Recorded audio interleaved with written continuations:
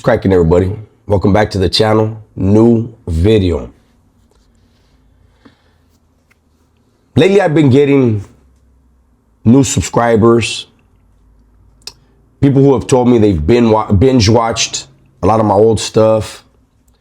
And they have questions about my incarceration, what led to it, what my mindset was during it, how certain prisons were. A lot of times it's Pelican Bay, and I've done a lot of stuff on Pelican Bay, and we can do more, I guess. There's questions.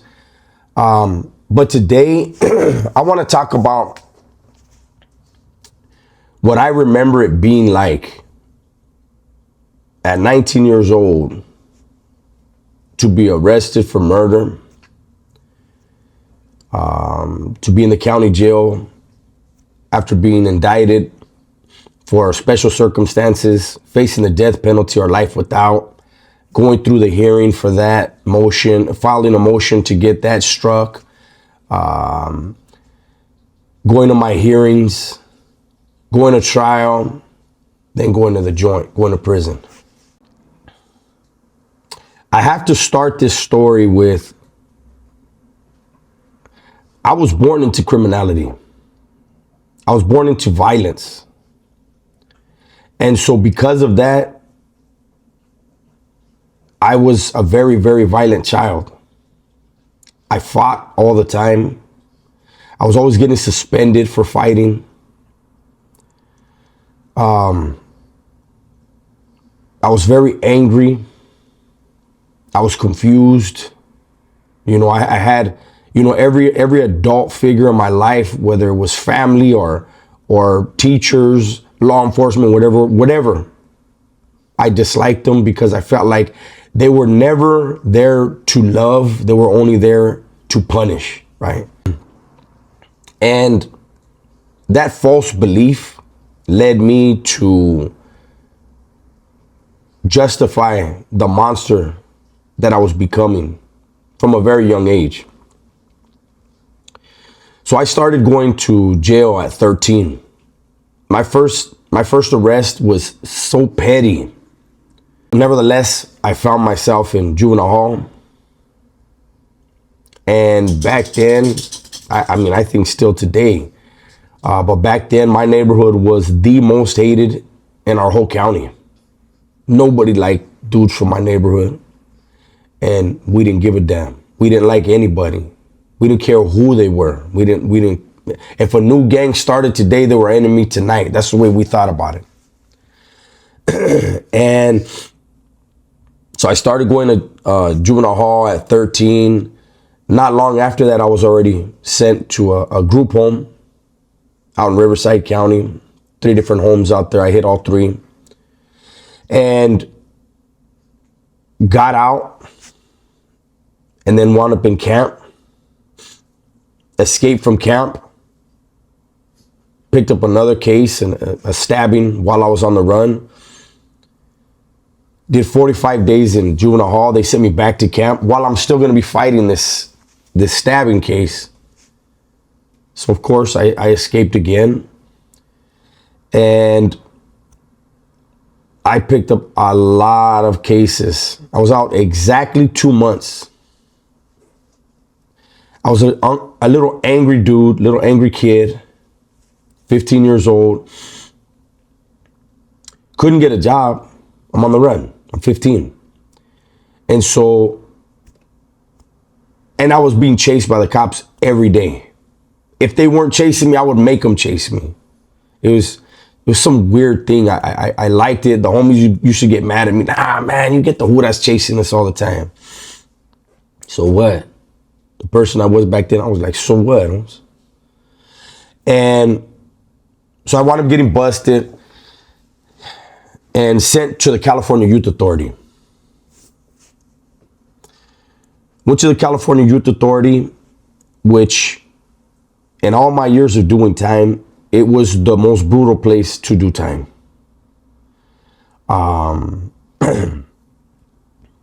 That was a place where people were constantly trying to break each other, mentally and physically.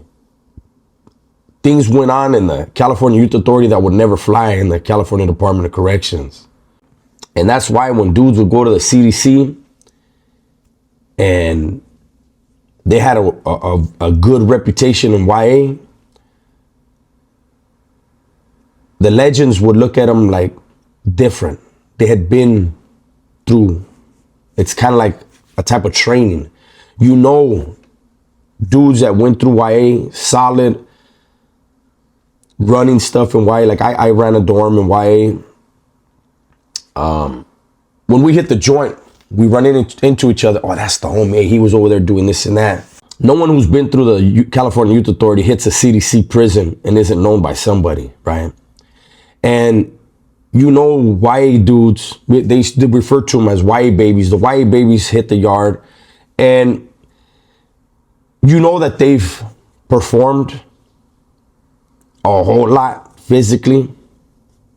You know that they know mind games, so they're usually mentally stronger, or at least ahead of the game compared to other dudes that didn't go through the youth authority. And so I can say that when I got busted for my murder case, when they raided my pad, they sent a task force to come after me, right? And when they put the handcuffs on me, I knew I was done. It's Santa Barbara. Santa Barbara does not play. They have like a 98% conviction rate. They hate the gang members because our city is so beautiful. You know, the barrios in Santa Barbara have been around for so long, they can't eradicate them. Even now, as gentrified as it is now, there's still vatos claiming east side, and banging west side. It's an unfortunate thing that, you know, at this point, I wish it would go away. I would like kids to have a different option rather than banging for the east side or the west side. That's just me, right? But when they put the handcuffs on me, in my mind, it was over. And they had me, my daughter's mom, and my mom's husband all separated in the living room. And I remember just looking at my daughter's mom like, that's done. And I was looking at, you know, things in the house like, I'll never see this again. And I was fine with it. Because when you're in that era, and this is no disrespect to any youngsters, but in that era, if you were banging and you were really real with your gang banging, you knew you were going to go to prison for murder or you were going to get killed. There was no in between. If there was an in between, then you were a sucker in the neighborhood. And again, I'm not trying to disrespect anybody, but you know what time it is. Back then, come on now. So, upon being handcuffed, I completely gave up on thinking about the streets. I knew I was no longer ever going to be a part of the streets. And things that happened on the streets couldn't affect me. They weren't going to be a concern of mine. They weren't part of my world. And so I went into the county jail, and I remember they put me in high power, right? And they had a few of us from my neighborhood in there, and, you know, did the whole county jail thing, which is a bunch of crap. I remember I would go to my hearings, readiness and settlement hearings, RNS hearings, right? I had to go and sit in the box because I was already assigned a judge, right? So there's no jurors, and what they'll do is they'll throw us in the jury box and we sit up there and I'm chained up, waist chains, cuffs, shackled.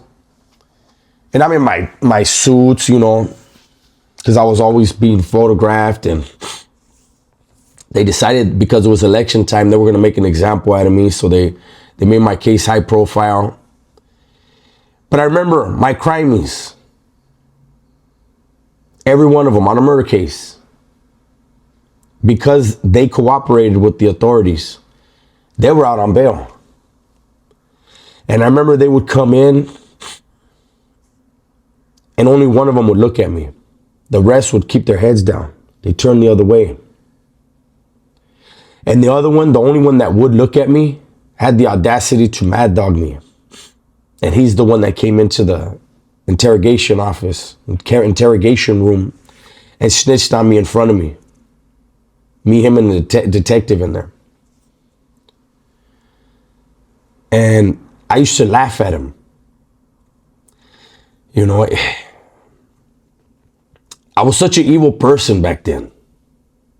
You know. And I used to look at him like, you did that? Like, but you got to look in the mirror. Like, he was claiming something that I started on the streets. And he had a reputation. And he played gangster until I paroled and he got around a real gangster. And the shit hit the fan. And then the real him came out. And I can't blame him. He never was a gangster.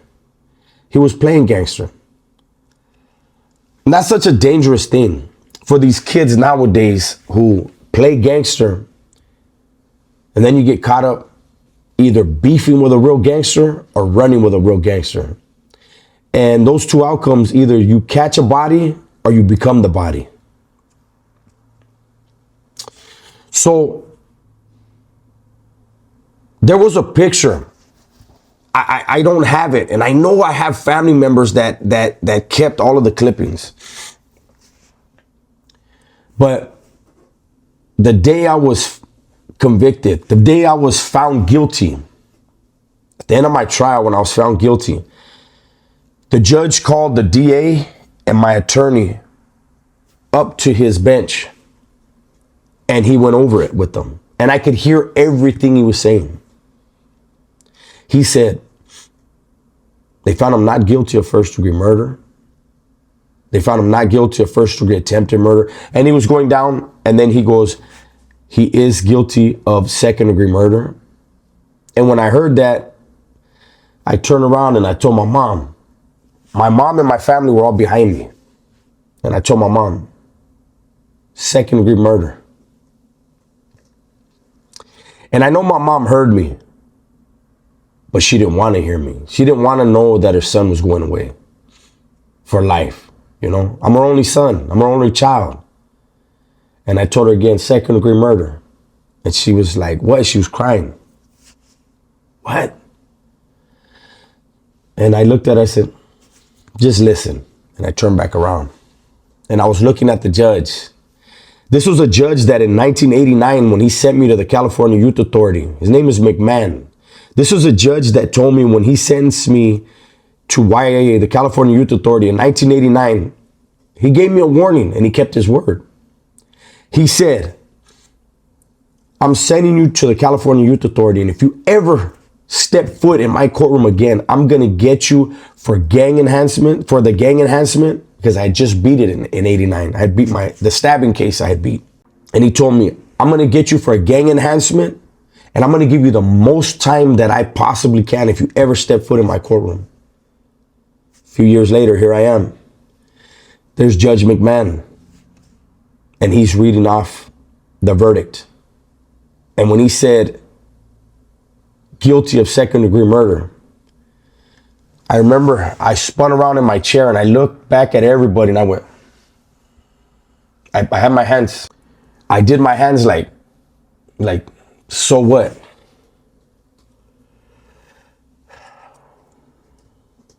That was an asshole move. I didn't care. I am so grateful that today I no longer think or function or act like I did back then. The person I was back then wouldn't and didn't hesitate to kill or hurt or rob, stab, shoot. That was part of my program back then. That's what I believed in wholeheartedly. And so I got found guilty. And a few months later, I get sent to Wasco reception. I go to the Lifer building. And I think there was about 8 or 9 of us from Santa Barbara there. Bunch of homies from Chiques. Bunch of youngsters, knuckleheads, smiling and laughing. We were all resigned to the fact that we were going to die in there. Imagine that. At the time now, I think I'm 20 years old.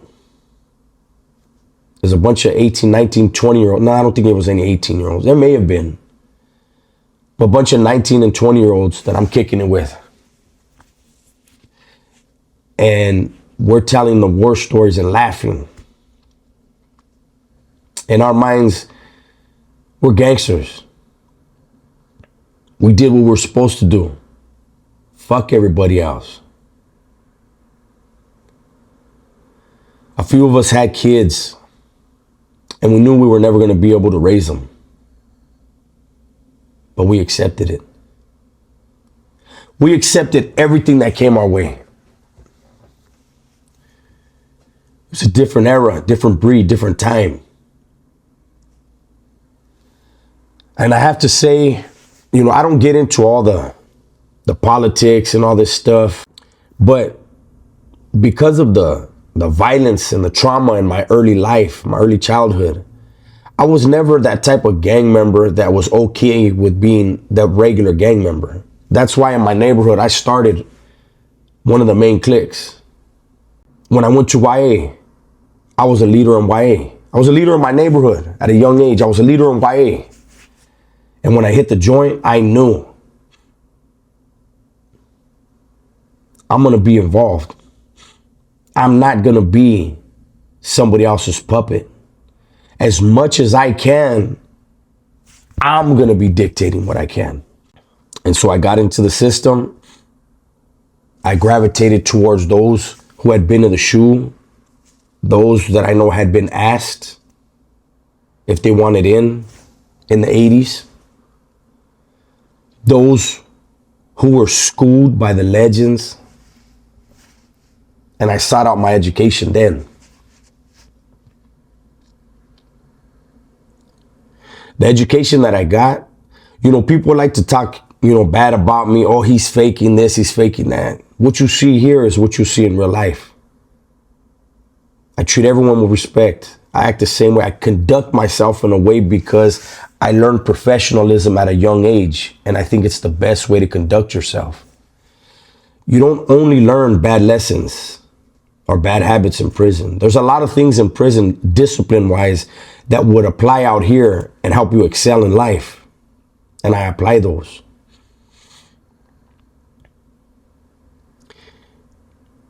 But very, very early on in my prison career,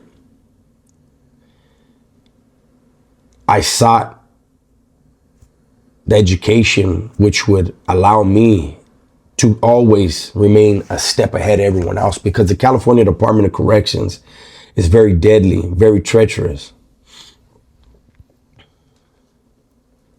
I hear these dudes that have never done time in our state keep talking about our state, and it trips me out. Somebody sent me a clip this morning about this dude who's obsessed with me. And he did a video, I guess, last night trying to paint a picture of me that I wish was true. I wish I was smart enough to have been afraid. I wish I was smart enough to have been afraid of things when I was young, because then I wouldn't have done the things that I did. I heard him say that the scariest place to be when you enter prison is the chow hall. And it just blows my mind on how people just have no clue. He said, you don't know where to sit. You have to sit. Like in California, you don't get to pick, well, I'm going to sit in that table way over there. No. You sit in the next seat available, and you fill up the table, and then the next table gets filled, and then the next table. I don't really ever remember seeing anyone scared. You know, I don't sit here and make up stories. I talk about my life experiences. What I saw when I entered the California Department of Corrections was a bunch of angry men, a bunch of violent and brutal men, and a bunch of angry, violent, and brutal young men who knew they were going to become those guys at some point. When I say those guys, I mean older, grouchy, bitter men with decades in and nothing to look forward to. Back then, nobody was getting out. And so, one thing about me, and even my rivals, I don't mean rivals in other factions, I mean within the same faction that I was running with. They used to always say, you got a good heart, Holmes. But what it was is I was always willing to sacrifice to make sure that everybody was right. That doesn't mean that I wouldn't have you hit. I would definitely have you hit if it benefited the whole. Everyone in prison has a job to do. I used to tell people, don't make me do mine. At the end of the day, like I always say, I was a nobody. I was never a legend. But I had a lot of support from a lot of them. And that created a lot of jealousy in other men. Men who were my rivals because of their envy and jealousy. Instead of saying, hey, let's conduct some business together, it was, let's politic on each other and see who wins. And I never got a scratch put on me. I look back at my life and I'm grateful for all of the lessons that I was taught. I'm grateful that I learned the lessons. That's the thing. People go through things in life, and if you don't learn the lesson, then you're going to have to go through the lesson again. But I think for today, I'm going to bring this video to a close. Hopefully this video gets some people thinking about the decisions they're making in life, the things they're doing in life, how they're treating people that they love, how lucky you are to have the life that you have. Even if you have a life that you may think is a little bit rough right now, you're out here in the world and you can change it. So, with that said, everybody please be safe, be smart, and tell the ones you love that you love them, man. I'm out of here.